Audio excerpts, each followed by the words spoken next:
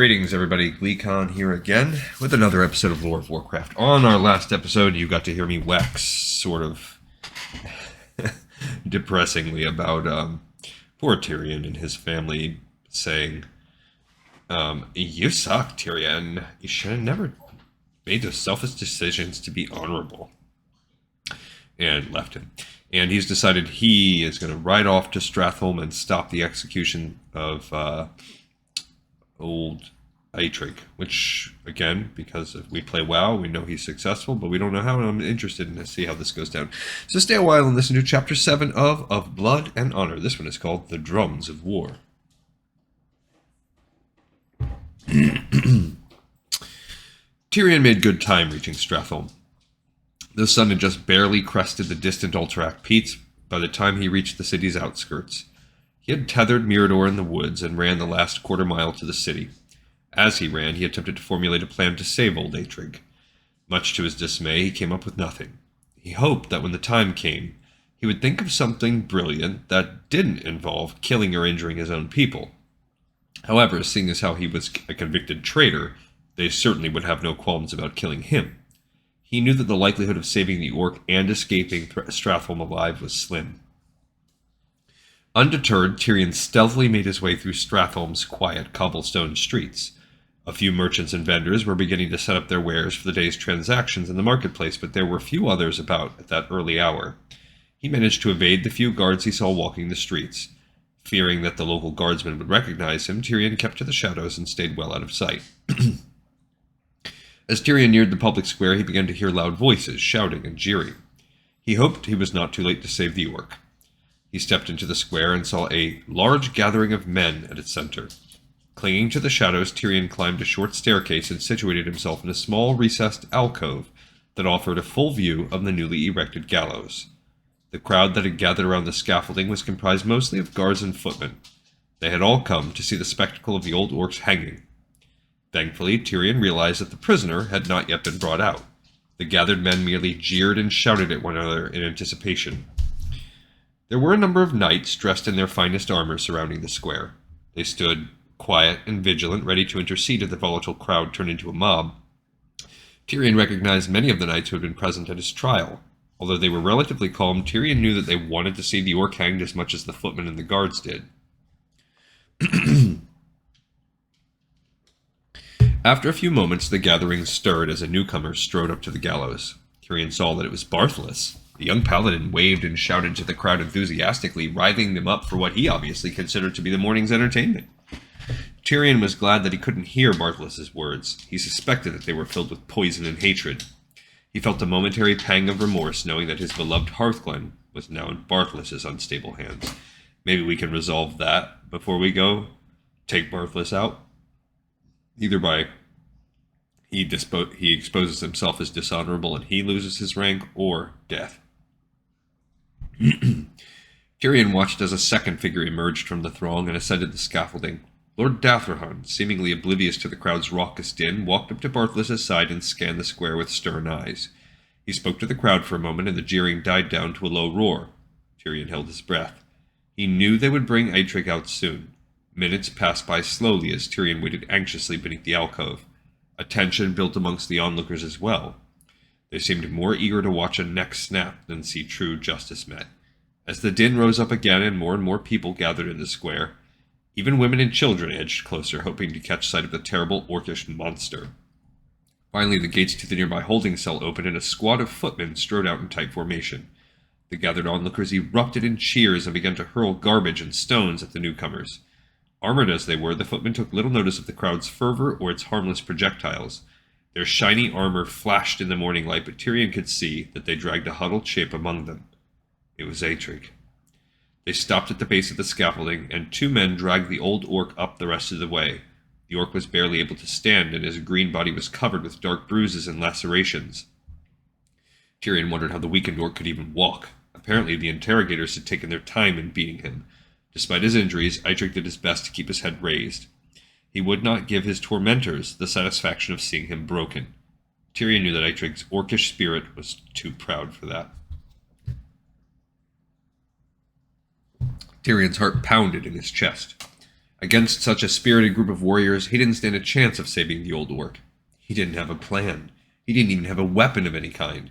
He looked down and saw that the hangman was adjusting the tightly wound noose. Eitrigg was only moments away from death. Frantically, Tyrion leaped down from his perch and pushed his way through the boisterous crowd. In their excitement, no one noticed the disgraced exile passing by them. Their attention was focused on the gallows and the beaten green beast that stood before them. Tyrion watched as Lord Dathrahan gave Barthlas a stiff salute and walked back down toward the holding cell's gates. Apparently, the Lord Commander had no interest in watching the vulgar spectacle so soon after Tyrion's trial. Barthlas was none too concerned to see him go. Smiling broadly, Barthlas ordered the hangman to put the noose around the orc's throat. Eitrigg scowled as the rope was tightened around his muscular neck. The orc's dark eyes stared straight forward as if he were looking into another world that no one else could see. Tyrion clawed and shoved his way closer to the scaffolding. Barthlas waved his hand in the air, motioning for silence. Surprisingly, the raucous crowd quieted down. "My dear fellow defenders of Lordaeron," he began proudly, "I am glad to see that so many of you turned out this morning. This loathsome creature that stands before you is an affront to the light and an enemy of our people. Its cursed race brought war and suffering to our shores, and murdered many of our loved ones with little or no remorse. Thus," Barthlas continued, staring Eitrigg in the eye, "we will extinguish this wretched creature's life just as remorselessly." Eitrigg met Barthlas's fevered gaze with his own. "Blood for blood, debt for debt," the young paladin finished. The crowd cheered wildly for Barthlas and screamed for the orc's blood. Tyrion marveled that his own people could be so savage and vile. He felt sick and overwhelmed by their smothering collective hatred. Barthlas stepped back as the hangman moved Eitrigg into position over the scaffolding's trapdoor. The old orc's stoic mask began to slip as death approached. Eitrigg began to shake and growl and fight against his restraints. The onlookers merely laughed at his futile efforts. They seemed to revel in the old orc's panic and confusion. Searching for some type of weapon, Tyrion saw an old rusted sledgehammer leaning against the base of the scaffolding. He pushed his way through the front row of onlookers and dove for the sledgehammer. Time seemed to stand still as Tyrion reached out to grasp the unwieldy tool. As if in slow motion, he watched as the hangman placed his hand upon the trapdoor lever, while Barthlas raised his arm, ready to give the signal that would end the orc's life. Tyrion's hands closed over the sledgehammer's wooden haft as, in a surge of light and adrenaline, he charged forward. A surge of light, The assembled knights and footmen yelled in anger at seeing Tyrion emerge from the roiling crowd. The former paladin struck fast and hard, leaving the surprised footmen scattered in his wake.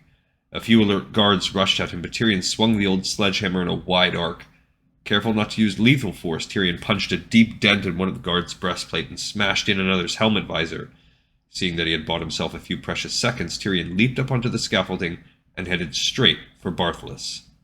The young paladin was shocked at seeing Tyrion charging at him. He fumbled awkwardly for his warhammer, but Tyrion was too fast. He rammed his shoulder into Barthlas's gut and sent the young paladin careening wildly off the platform.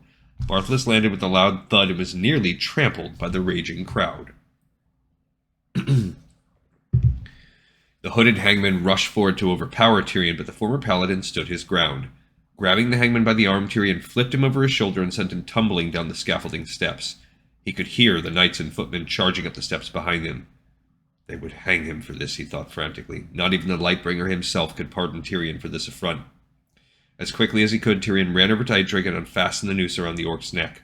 Left too weak to stand, Eitrigg slumped heavily into Tyrion's arms. The orc barely recognized his savior's face. "Human," Eitrigg mumbled questioningly. Tyrion smiled down at him. "Yes, Eitrigg," Tyrion said. "It's me." Eitrigg shuddered in pain and exhaustion, but fixed Tyrion with his hazy gaze. "You must be crazy," the old orc said. Tyrion laughed to himself and nodded in agreement. He turned just in time to see Barthlas climbing up over the edge of the scaffolding. Tyrion knew that the knights and footmen were only seconds away. Barthlas straightened and glowered at him. "Traitor! You have damned yourself this day!" the young paladin screamed. The shocked crowd yelled their assent and began throwing garbage at Tyrion and Eitrigg both. Out of the corner of his eye, Tyrion could see Lord Dathrahan looming in the background. Apparently he hadn't left after all. The Lord Commander's face was a mask of grief and revulsion. Tyrion wished there was some way to make his old friend understand that what he was doing for honor's sake. Barthas yelled for the knights to seize Tyrion and the orc. As they approached, Tyrion stretched out his hand and commanded them to halt. He had spent his life leading men into battle, and his deep voice still carried the weight of command. Many of the knights who had served under him previously found themselves cowed by his presence. Tyrion faced them boldly. "Hear me!" Tyrion shouted. His voice boomed out over the crowd and reverberated against the surrounding structures. Many of the onlookers fell strangely silent. "This orc has done you no harm. He is old and infirm. His death would accomplish nothing." The honorable knights paused for a moment, considering Tyrion's protests. "But it's an orc! Are we not at war with its kind?" one of the knights yelled incredulously. Tyrion steadied himself and tightened his grip on Eitrigg. "We may very well be, but this one's warlike days are over," Tyrion said. "There is no honor in hanging such a defenseless creature." He saw that a few of the knights nodded reluctantly. The rest of the onlookers remained not to be convinced. They continued to jeer and call Tyrion an orc-loving traitor. "You're not fit to even speak of honor, Tyrion," Barthas spat angrily. "You're a traitorous mongrel who deserves to die right beside that inhuman beast." Tyrion tensed. Barthas' words hit him like a slap in the face. "I took a vow long ago to protect the weak and defenseless," Tyrion said through gritted teeth, "and I intend to do just that. You see, boy, that's what it truly means to be a paladin, knowing the difference between right and wrong and being able to separate justice from vengeance. You've never been able to make those distinctions, have you, Barthas?" Tyrion asked. Barthas nearly choked with rage. Above the din of the shouting crowd, a single beating drum boomed out loud and clear. Eitrigg's weary head jerked up suddenly. He scanned the square of his periphery as if he expected to see a familiar sight, and bowed his head again. Tyrion looked at the orc questioningly, certain that the orc recognized the strange beat. A few of the onlookers turned to see where the drumming was coming from, but Barthas paid it no mind. The young paladin stepped toward Tyrion with his fists clenched. "Have you forgotten so soon, Tyrion? You're no longer a paladin. You're a disgrace. An exile. Doesn't make any difference what you think or believe," Barthas yelled. "Damn it, Barthas, you've got to open your eyes," Tyrion said urgently. "After all the years I ruled over Hearthglen, the one thing I'm absolutely certain of is that war begets only war. If we can't muster our own hatreds, then this senseless conflict will never cease. There will never be a future for our people." Barthas laughed contemptuously in Tyrion's face. The strange drumming sound grew louder and was joined by newer, stronger drums. At that point, most of the onlookers became aware of the ominous beating of the drums as well. They were startled to note that the unnerving sounds were getting closer. The few women and children who were present began to cover their ears and huddle together in fear and confusion. The attendant guards moved to the edges of the square, searching for whatever was causing the incessant drumming. "The future of our people is no longer your concern," Barthas said coldly. "I rule Hearthglen now, Tyrion, and as long as I do, I swear that there will never be peace with the orcs. On my parents' departed souls, I swear that every last orc in Lordaeron will burn for what they've done." Tyrion was shocked by Barthas' words. There was no reasoning with the young paladin. He had given over completely to his rage and grief. The mighty drums thundered all around the panicked square as Barthas ordered his troops to strike. "Kill the orc now! Kill them both!" he yelled in fury. His roar was cut short as a crude razor-sharp spear tore through his chest. Barthas' blood spattered across the gallows as a legion of shadowy shapes leapt down into the square from the surrounding rooftops. Furious, high-pitched war cries filled the air as the savage orcs waded into the unsuspecting defenders of Stratholme. The mighty war drums thundered through the panic-gripped square. Tyrion sat stunned as Barthas slumped to the ground in a heap. Instinctively, he reached out to help the young paladin, but Barthas spat at him and waved him off. "You've brought this down upon us," the young paladin said shakily as blood poured from his mouth. His wild, hate-filled eyes locked on Tyrion. "I always knew you'd betray," was all he managed before he fell face down on the blood-soaked scaffolding. The crude orcish spear stuck up from his back like a ship's mast. Tyrion immediately snapped to attention. He threw down the sledgehammer and hauled Eitrigg up on his feet. Leaning the heavy orc on his shoulder, Tyrion led Eitrigg away from the gallows. Tyrion couldn't imagine how the orcish force had bypassed the city's outer defenses. Typically, the orcs had always assaulted their targets head-on. Yet as he watched the battle unfold around him, he saw that the stealthy orcs were using the rooftops and surrounding catwalks to their advantage. Knights and footmen ran forward to meet the orcish onslaught as all hell erupted in the public square. Tyrion kept his head down and headed for the side street he had used earlier. The sounds of clashing steel and the combatants' furious shouts of rage and pain mixed, creating a maddening din above Stratholme. Tyrion tried to shut out the noise and concentrate on staying alive. All around him was a killing ground. Mighty orc warriors hacked at their enemies with great war axes, while others hurled long wicked spears with startling precision. That's like from Warcraft, orcs and humans. A few orcs, garbed in what looked like wolf furs, charged forward and lifted their hands to the heavens. Before Tyrion knew what they were doing, lightning arced down from the darkened sky and struck the front ranks of the human force. Charred human bodies and large chunks of stone flew through the air and rained down upon the chaotic battlefield. Stunned by the savage elemental attack, the remaining human ranks were forced to pull back before the orcs' awesome wrath. So I bet in Warcraft 3 you're going to have orcish shamans. Tyrion was surprised to see that the orcs were working in unison to outmaneuver and flank the frayed human defenders. To his memory, orcs had never been so singularly united in battle. Despite their apparent cunning and skill, the orcs' numbers were few. Tyrion wondered what the orcs were after, recklessly attacking a defended human city with such an insubstantial force. Soon every soldier in Stratholme would be bearing down on the square. The outnumbered orcs wouldn't stand a chance against a fully armored garrison, he thought. Despite the chaos around him, Tyrion managed to reach the edge of the square and escape down a small alley. Hefting Eitrigg's dead weight up once more, Tyrion turned to take a last look at the ensuing carnage. He caught sight of an enormous orc dressed in a full suit of black plate armor. The orc carried a mighty warhammer that resembled those used by the paladins, except for the fact that the orc's hammer seemed to be ignited by living lightning. The dark orc waded his way through the ardent human defenders as if they were harmless children. It smashed and battered everyone that came near it with a calm lethality, all the while shouting sharp commands to its warriors. For a moment, Tyrion could only watch in amazement and horror. The mighty orc leader was unlike any he had witnessed before. Tyrion snapped out of his daze and hurriedly made his way out of the beleaguered city, with Eitrigg in his arms. With a supreme effort, Tyrion succeeded in hauling Eitrigg out of the city and into the surrounding woods. Looking back, he could see that a number of fires had been started in various parts of the city.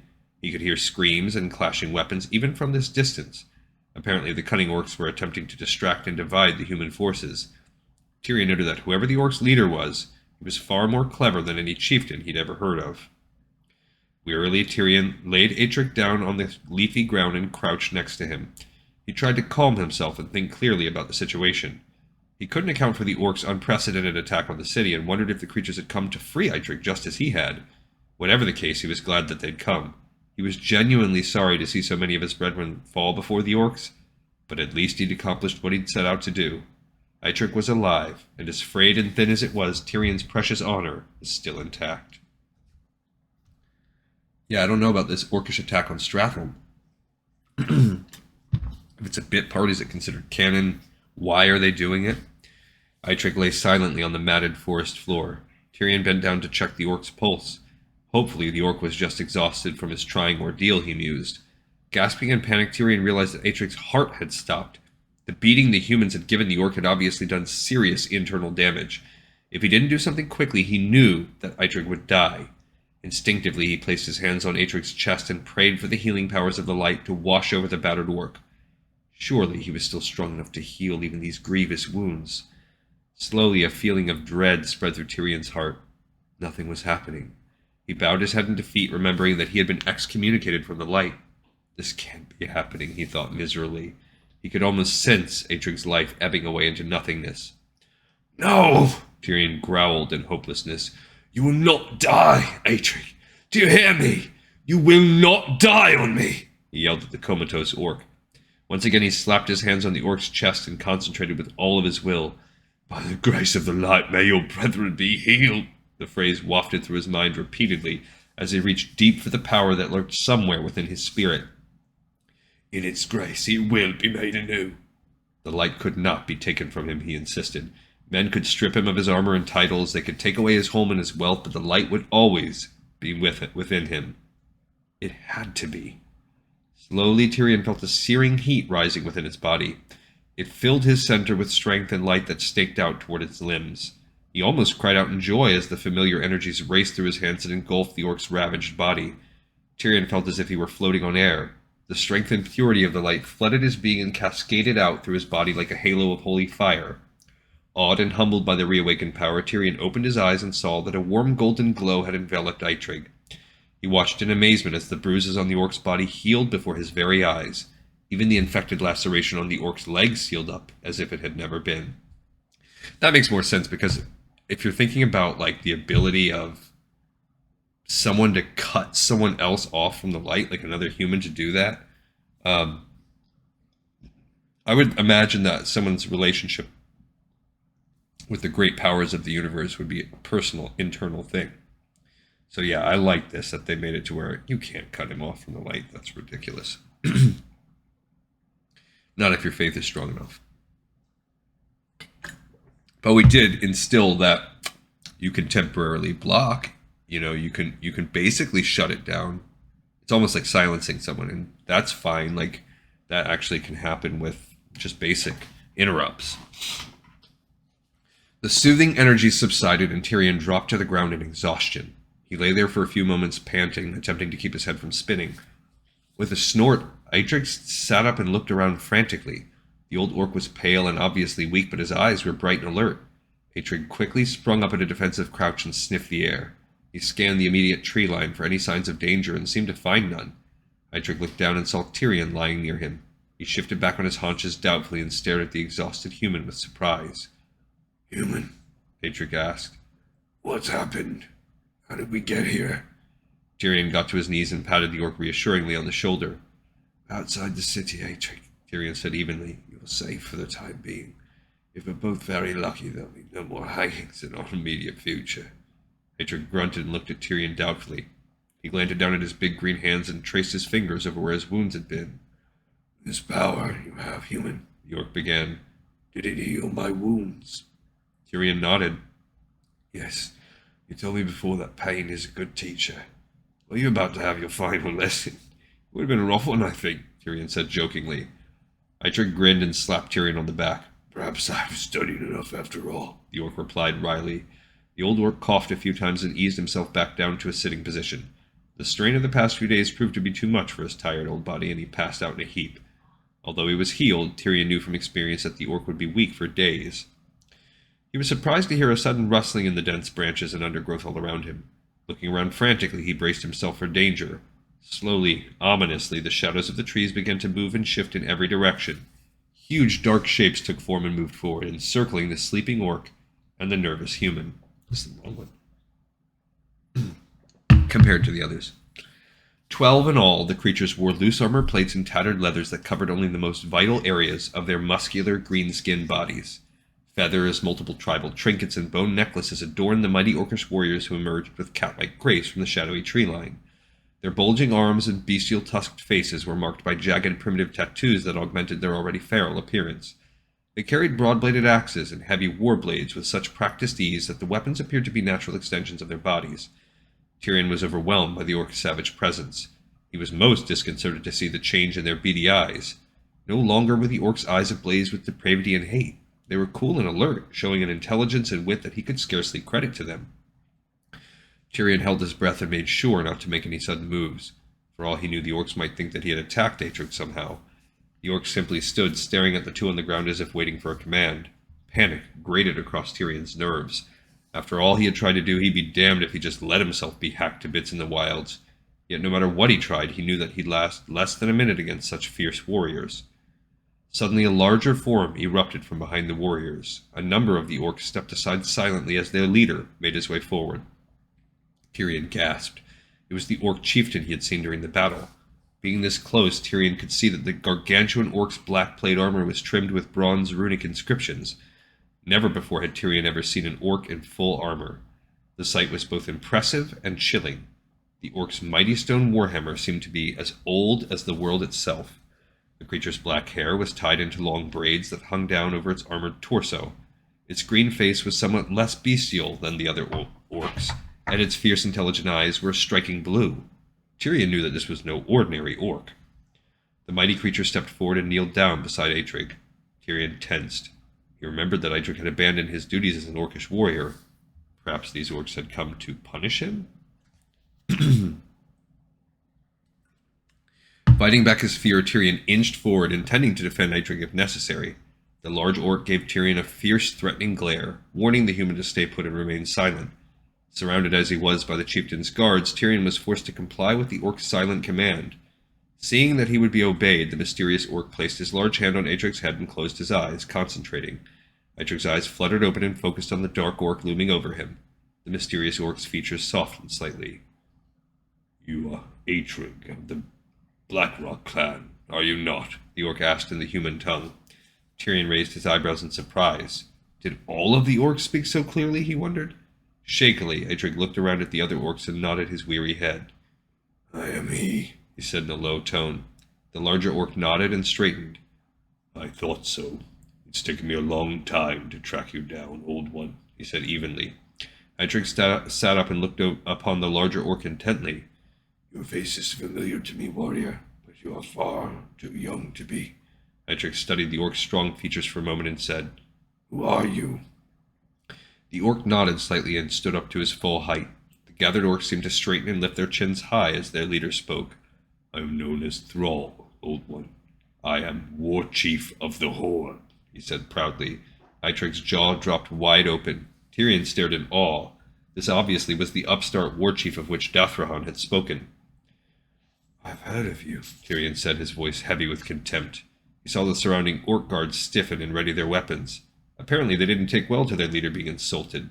The orc turned to stare at the former paladin in surprise. What exactly have you heard, human? Tyrion held the orc's fierce gaze. I've heard that you plan to rebuild the Horde and renew your war against my people, he said coolly.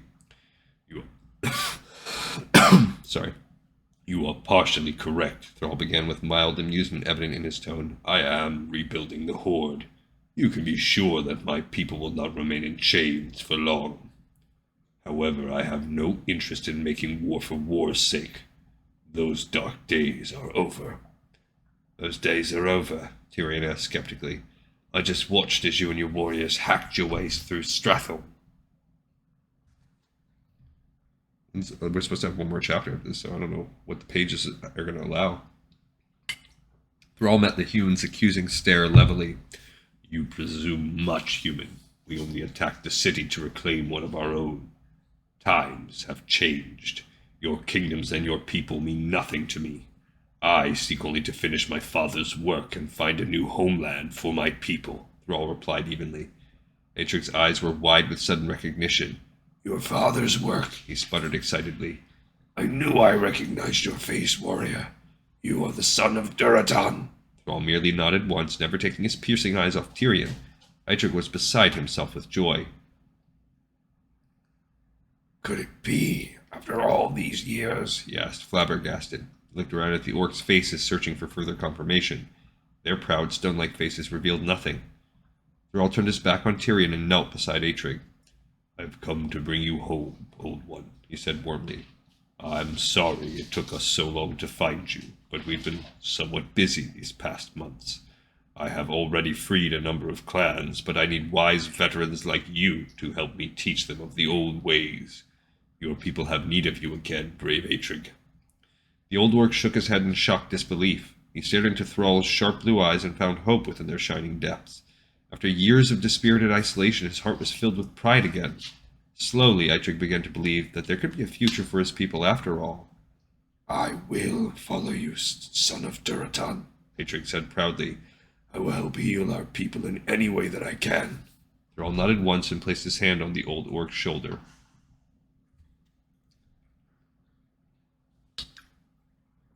Casting a sidelong glance at the surrounding guards, Tyrion cautiously stood up and faced Thrall. Eitrigg told me of your father and of his fate. He must have been a great hero to elicit such devotion from his son. Thrall's face was expressionless as he replied, My people have always held that it is a son's duty to finish his father's work. Tyrion nodded sadly. He wondered if Talon would ever share that sentiment. Probably not, he concluded. What boy would ever be proud of having a disgraced exile as a father? More than likely Talon would only revile me for what I've done. Thrall motioned toward Eitrigg and shouted a number of short guttural commands in the orcish tongue. Tyrion looked around as the guards moved forward, unsure as to what to expect. Would the orcs kill him? Would they let him go? A number of warriors knelt down beside Eitrigg and hooked their arms under his shoulders. Tyrion looked back at Thrall questioningly. The young Warchief smirked knowingly and said, You risked your life to save our brother human. We have no quarrel with you. You are free to go, so long as you do not follow us. Tyrion exhaled in relief and watched as the orc warriors gently gathered Eitrigg up. Thrall gave Tyrion an orcish salute, and without a second glance turned to leave. Many of the orcs had already disappeared back into the densely shadowed woods. Tyrion shook his head as if in a daze. A strong hand grabbed hold of him. He looked down and saw that it was Eitrigg. The old orc had a look of peace and fulfillment upon his gnarled face. We are both bound by blood and honor, brother. I will not forget you, Eitrigg said. Tyrion smiled and raised his hand to his heart as the orcs led Eitrigg away. He stood for a moment watching them go. The sounds of battle still echoed from within Stratholme's walls. He decided that he had better make himself scarce before the human troops arrived. With a silent prayer to the light, Tyrion Fordring turned his back on Stratholme and set out to find solace within the perilous uncharted wildlands of Lordaeron. Both of them have stories that are much to tell. We have a few pages left to wrap it up, but yeah, there's a lot to go. But I do think that this story is important in the sense that these people have been warring for 20 years. Atrocities have been committed on both sides. To forgive that, to be able to look these people in the eye and move on, is going to take a lot of work. And this story is important because it shows, even if it's just on an individual, like static single point, that work can be done and is being done one heroic, a few heroic people at a time. All right, we got this episode in the pipe 5x5. I thank you so much for watching and listening. Hopefully you enjoyed it, and I will see you next time on Lore of Warcraft.